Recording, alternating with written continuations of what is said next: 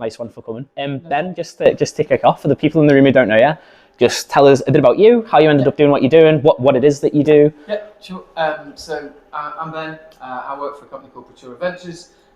We are the only northern-focused VC.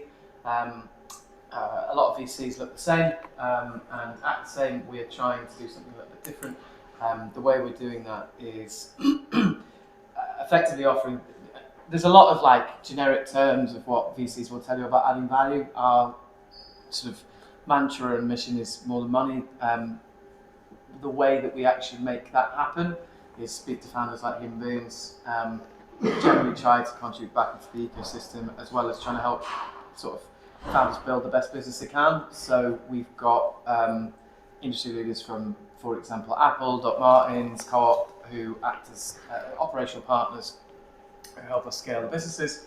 We tend to do early stage tech, so that's anything between $1 million to $3 million, and life sciences, and 2/3 of our portfolio is based up here. So in terms of my kind of background, I've never worked in finance before. I've now been at it for about a year, and I've learned a lot of big words and a lot of acronyms. If they can shorten it, they will, to make it into almost like another language. Before that, I was part of the leadership team at Social Chain, was working on their IPO comms. Again, I've never worked on any IPO comms before. It was very much a learning curve. I was head of the media department, so for all of you who might or might not know who Social Chain are, we were kind of one of the kind of early social media houses that kind of grew media as a channels to alternatives to TV or newspapers. We had 18 million followers, and I think we reached 1.6 billion views a month, I think it was.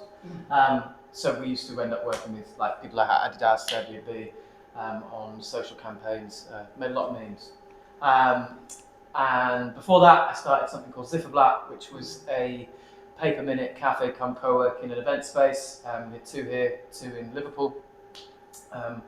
And before that, I was freelancing, so I'd worked for a number of different startups, including a mental wellness app, which is doing good things in Australia, as well as Dinosaur World in Blackpool. That was a pretty mad job. And I also started a fashion charity pop-up in the Arndale called The Empty Shop, which was originally a Brazilian open source thing, which was partially for the Mustard Tree, who were a homeless charity here. So yeah, that's it.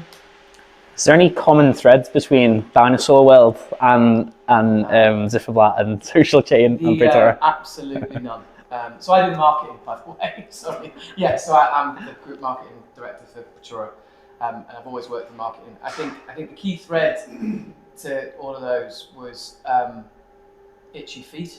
To be honest, like I always kind of wanted to do different things, and I think, to be fair, from some of the founders that have really impressed us from Praetura's point of view, they've been great at understanding that gaining different mentors, finding different environments, and putting yourself out of your comfort zone can teach you so much stuff, so that you're so ready to kind of push yourself into like a scaling journey or something where you're starting. I think it might have actually been you, Nari, who mentioned to me that as a startup, no matter what stage you're in, you're always doing something new that you've never done before, because you started the company, then you've hired your first person, then you've got your first client, then you're going from 10 clients to 20, then you're trying to open in a new city. Everything is always new in some way to you. So I think, like we were chatting to the founder of Modern Milton before, like he has had a lot of variety in his early career, and to be fair to him, obviously now fastest growing startup in Manchester, or in the north maybe, I'm not sure, but they're doing really fucking well. He put himself in lots of different scenarios before then starting that company, and I think it's worked out better for him. So I think I actually, to be fair, I leave out the bit where I tried to start a restaurant and it failed, but those sorts of experiences I just was craving for the last sort of 10 years. Yeah, definitely. I mean, it sounds like you're naturally like a more entrepreneurial person. Twitchy, yeah. I like that. Yeah. I like that. Yeah. Well, you're in good company. Yeah, sure. Yeah. And so, obviously now, you're in this role as group marketing director at Praetura. And I kind of joked, was there any running themes between some of those like slightly mad jobs? But presumably being in kind of the finance sector, particularly VC, that comes with, I mean, as someone who's not a marketer, I would imagine there's certain kind of, the marketing for that is going to be very different perhaps to some of the other businesses. You've got to try and get across a certain like brand message tone and give people kind of a mental picture about what you do in all the kind of marketing and branding that you do. What's that like? I think one of the reasons why I came into this job specifically was long story, but my wife and I took 18 months sabbatical from Social Chain during COVID and accidentally got stuck in Australia. And on my way home, the co-founder of Social Chain called me and said, "Why would you go back to Social Chain when I'm not there? I've started at Praetura as an operational partner. Why didn't you consider it?" And honestly, the first thing that I looked at when I looked at finance was like, "Oh, it's not an industry that naturally interests me." But simultaneously, if you look at Manchester's got an incredibly strong fintech base, so's Leeds. It's amazing what's happening here, and people are doing different things within this space. And I also think that look at what Monzo did to retail banking. Like, look at how they took what was, if I'm perfectly honest, not very good marketing from traditional high street banks and flipped it on its head, made it, casualized it, put it service first. So I'm quite interested in Praetura doing a similar thing to what a challenger bank did, but within this space. I think also people kind of get VCs wrong. Like, VCs don't necessarily know what they're doing. They're a group of quite clever accountants who are good at raising money, but they don't necessarily know how to run a business. And I think there's this mystique of this like cloak and dagger and behind the shadows of how money does or does not get invested in people. And it's actually really not that straightforward. It's actually way more straightforward than people think. And I think there is an old guard within VC that wants it to remain behind closed doors. And I think it's quite exciting for me when there's a company that is trying to kind of make people understand that like the founders are kind of the stars of the show, whereas actually beforehand they're felt like a little bit of an us and them and sort of investment in this ivory tower sort of thing, which actually doesn't exist. So yes, not everyone's going to gain investment from a VC, but I think it's high time this sort of industry started to act on a level playing field compared to other spaces. Yeah, I follow. I use Twitter quite a lot, and I follow a lot of the sort of USA-based VCs, and the self-aggrandizement can be quite nauseating at times. But whereas in the UK, we're a bit smaller, but it does feel like there's just fewer players in that space, and it's just a lot of like old money, old PE firm type ex-bank people have kind of had a monopoly on it for a while. And I also think that like for you guys, right, and I don't know where you are or are not raising from, or if you're even raising, there are certain telltale signs you can look for in a company that's going to invest in you. Because I've only ever raised investment before. I've never invested in anything.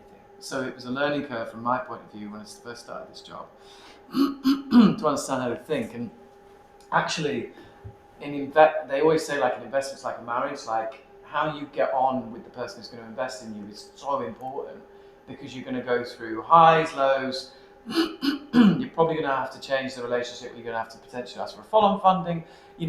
You've got to find someone who you like enough to stick with you for a long period of time. Like that's such an important part. And I think if you find that, let's say you go to an investment firm and there's like 5 people in their investment team on the portfolio team, and they've got 100 investments. Do you think they're going to be able to give 100 investments enough time and actual support? Because actually what you should get out of it is not just money. You should get their connections. They shouldn't tell you how to run a business.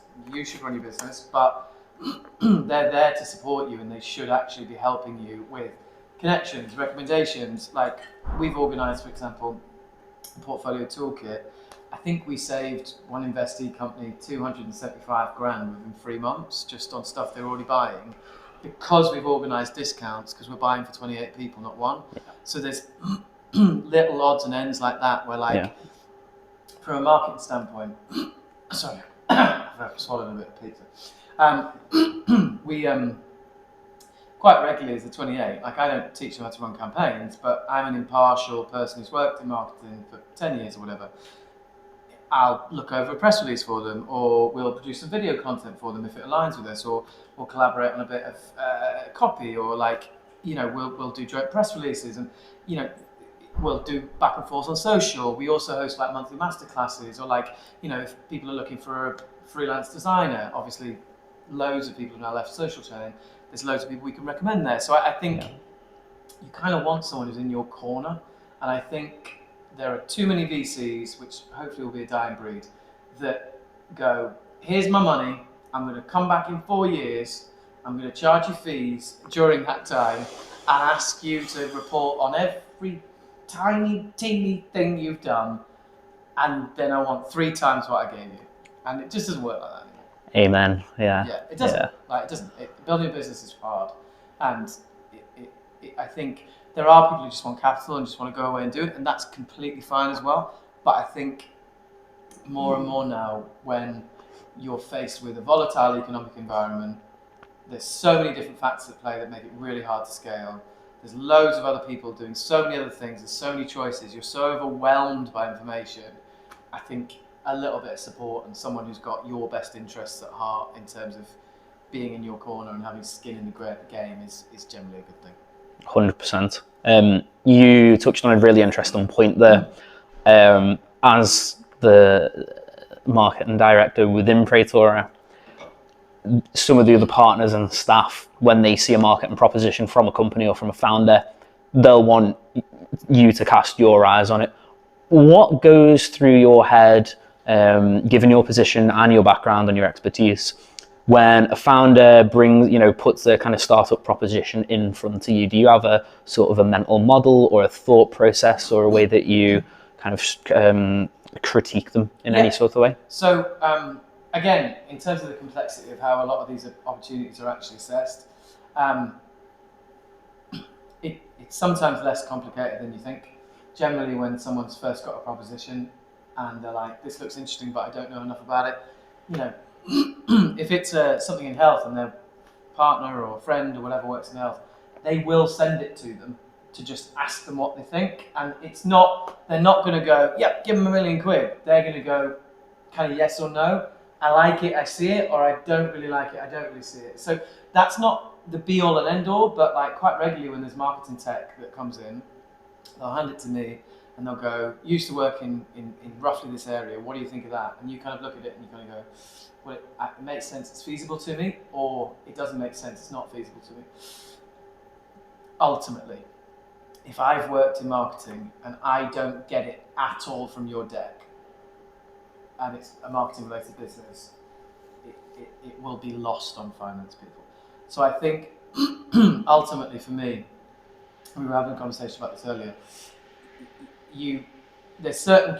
think of the story to it, pay a designer to get it done properly, like people, think of it almost like a CV, like people will skim it first.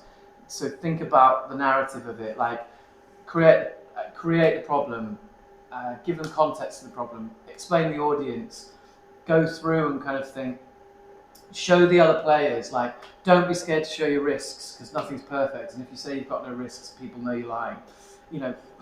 Explain what your proposition is, show your traction, have solid financials, have a plan for the money. Like it's kind of almost commonsensical, but it's also not. Like I think sometimes people can be too close to their own proposition and actually presume that other people know what you know, and they actually often don't. And I think the best decks are the ones that, I mean, there's loads of little tricks, obviously, because we used to do so many of these different decks in social chain proposals and stuff. But like, if you looked at your headers and your subheaders and you read them from the front of your deck to the back of your deck, and they all made sense as almost one continuous piece of prose, you're kind of onto the right thing, if that makes sense. Because if not, if you lose people over a few slides, people can overcomplicate them, if that makes sense. But also, really unique things that are interested as well. So like we get 200, and I'm not saying that. Obviously, we try and give every proposal as much time as they deserve, but we get 200 proposals a month, right? To stand out beyond those 200, obviously traction, big brands and stuff like that are obvious. You don't need to be told that they're great, but like we had a children's content platform the other day, pitched to us. You can look on our MD Dave Foreman's LinkedIn. It's on his LinkedIn, and he did a video of it. And they explained the whole thing, and they printed it in like a children's book, which is a bit vintage in that to send something physical. But I tell you what, it got triple the attention than everything else did. Like simultaneously, like we used to do research projects, right? These large scale research projects at Social Chain. You know, you could send it as a PDF, but no one's ever going to read through 200 pages of PDF.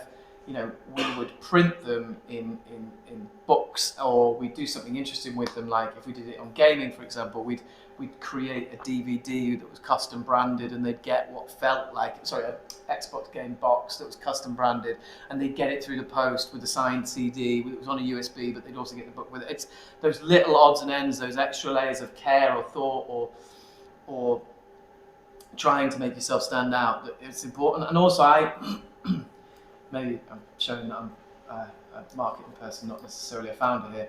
I am not scared of one line on one slide. Like, give them a break. Like, don't send 200 slides. But if there's a pivotal moment where you can show a bit of character, show a bit of personality, then just try and make it as easy as possible. The other thing as well is I think how VCs work, right? You have investment teams, and then you have investment committees.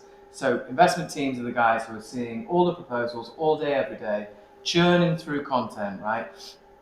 They have to sell it to the people who decide it, right? Make it as easy as possible for someone who doesn't know your company to create work, almost like understand how you can manipulate word of mouth, or kind of craft how they're going to regurgitate it to someone else, because that's why so many people use the Uber of, right? Be careful about too much of that generic kind of language. But can I tell my elevator pitch to someone, and then can someone else tell it to someone else? Because that's where the communication breakdown can happen. And actually, quite often we'll get things turned down at IC because they failed to describe it properly, if that makes sense. So right. I think there's almost kind of once you're through the few stages, and actually people are thinking about the investment stage, and you're working with them on some of the due diligence and this, that, and the other, the person you're talking to directly, make sure that not only they're excited about it, but they can describe it back to you, if that makes sense. So how you're doing that is perhaps through a pitch, as opposed to just like talking at them. I mean, this is standard stuff anyway, but engage them back. So understand if you've lost them or not, because if you've lost them, you probably wasted all those slides that you're going through, because you're on 7 and you lost them at 3. And I think that those small nuances of how it then circulates internally within that company actually really matter. And that's often, I think, why people find angels slightly easier, because you're convincing owner-operator, person with cash. Yeah. I hope that makes sense. No, tons. There's loads of useful insight in there that definitely resonates with me, and I'm sure will resonate with a lot of people in this room as well. Because everyone's had loads of rejections, right, at every level. You get rejected until you're accepted, logically. Yeah. You make it sound like a well-oiled machine. Being in the kind of epicenter of that, and dealing with those sort of numbers, seeing so much come in. I don't think, you might disagree, but rewind 10 years, you probably wouldn't have been having that kind of volume here of inbound investments. How do you see the kind of ecosystem? So Manchester, the Northwest, the North, the UK, do you just see that increasing for the foreseeable future? Or? I think we're in a really exciting position at the moment, because we do quite a lot of like content or PR around the North's tech landscape and stuff, and write quite a bit of commentary around it.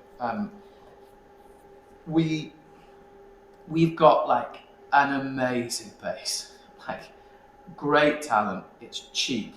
it's fun. It's got incredible transport links.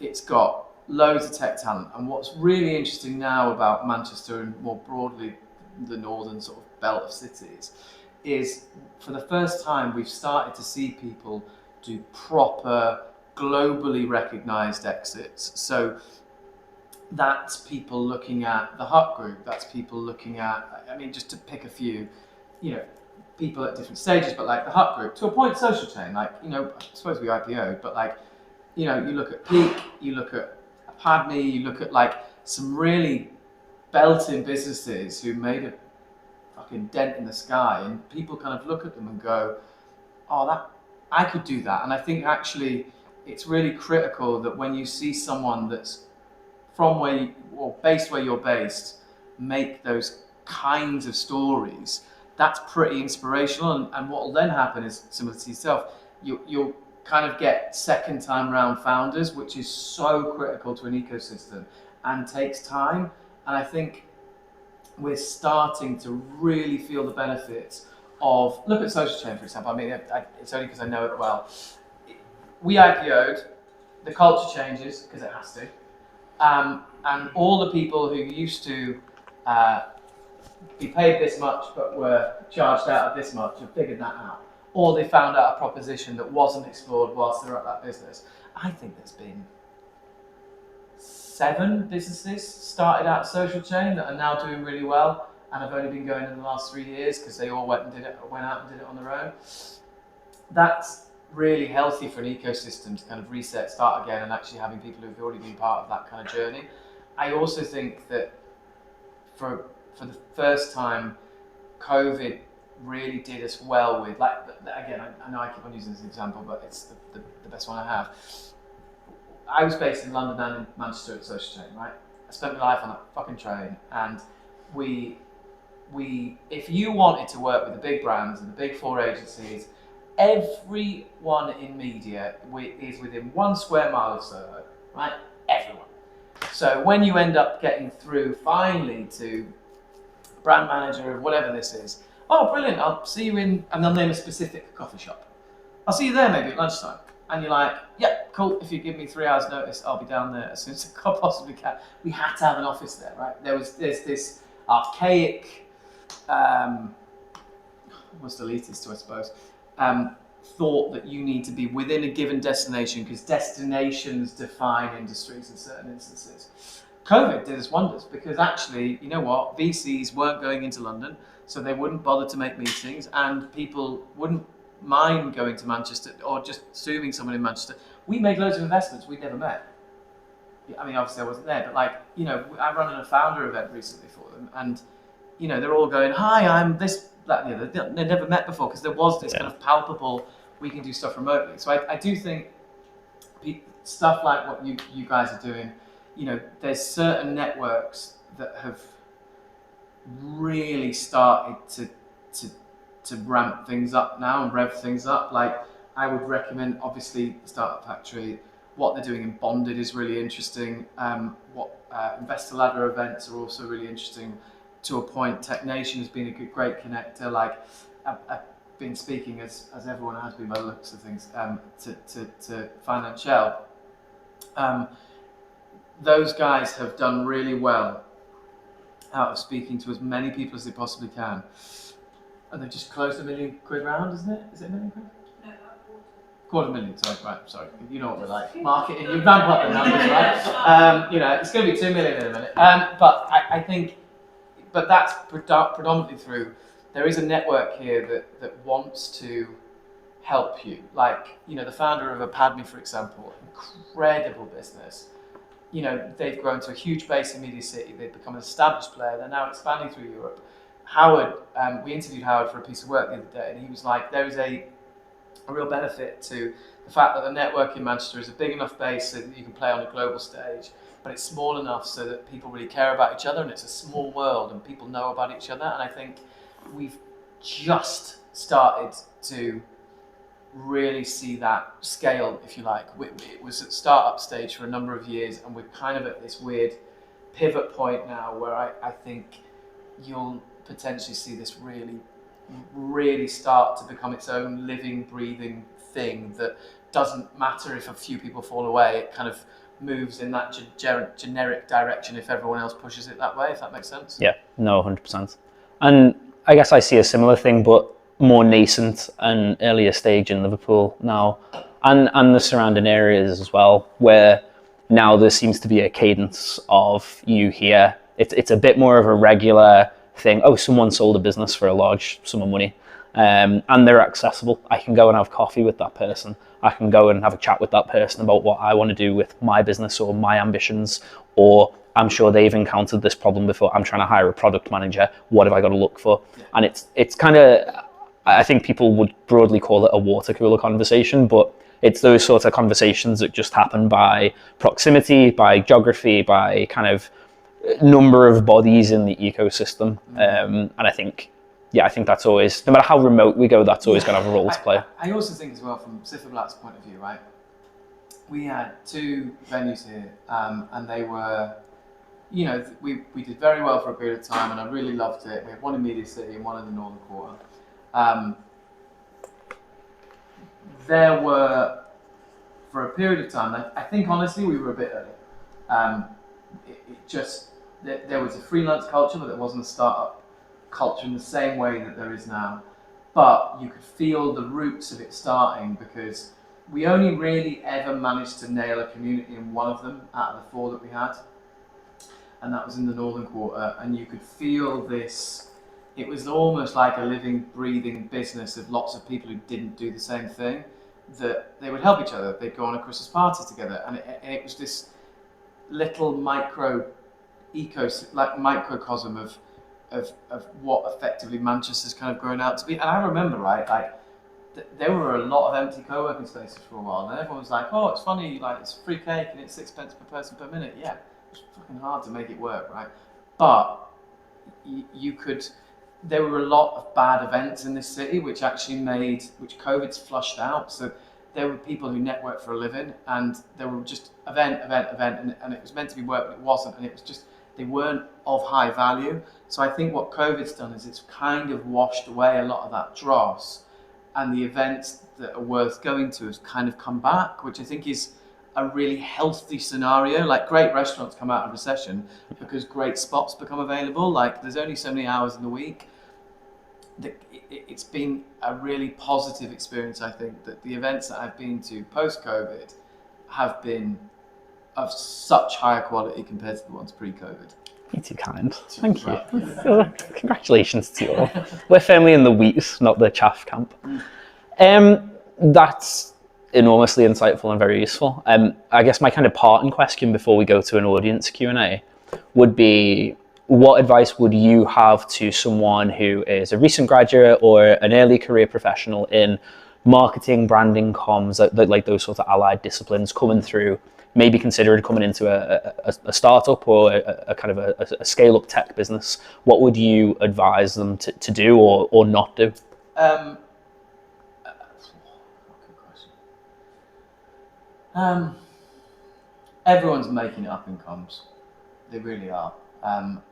There's a lot of people who will tell you that this is the way. Like, for example, like obviously we did LinkedIn training with the guys here. Like, there are so many people who have the confidence and they'll just say, "Oh, this is how something is," with actually no evidence or backing.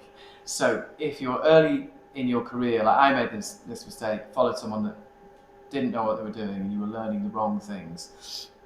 So for me, it's finding. You can't quite figure it out every time, but like trying to find mentors or people who are going to teach you the best practice possible. And to be honest, like just throw yourself into different scenarios, because I think that's one of the things that's most critical, that actually a lot of people, I think also high tempo environments suit comms professionals. Yes, there you go.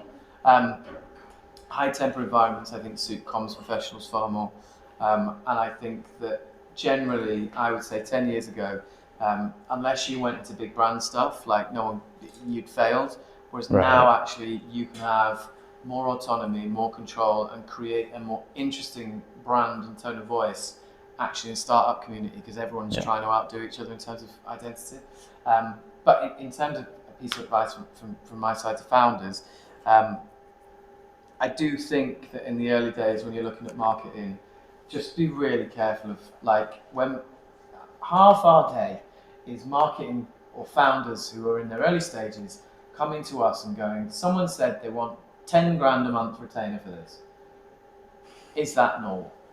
And you go, absolutely not. Like, just be really aware that, like, just because someone seems professional and comes to you and says it's this much, this is how much everyone else pays, like, I think you have to be really guarded with your marketing budget in the early days. And I think it's worth trialing a couple of things, but then there's so many things you can do for free that are so effective. And yes, you have to spend a little bit, but like, just be really aware that, like, lots of people make decent money off junior businesses who don't know how much things cost, and that's something that I would particularly be careful of with marketing. There's some great marketing agencies here, but there are also some really shit ones. So, you know, things like your personal brands, things like PR content, there's so many decent things that you can do that are fairly inexpensive, that I would encourage you to do. And as I said, trial stuff, see if it works, and just double down on what you think is working. But I also think that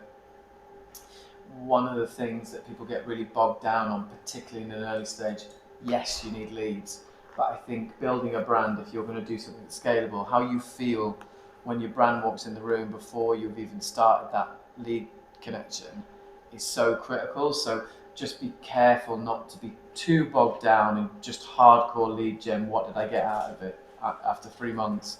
Just because you are trying to build a narrative, and it won't always work that way. Ladies and gentlemen, please put your hands together for Ben Davies.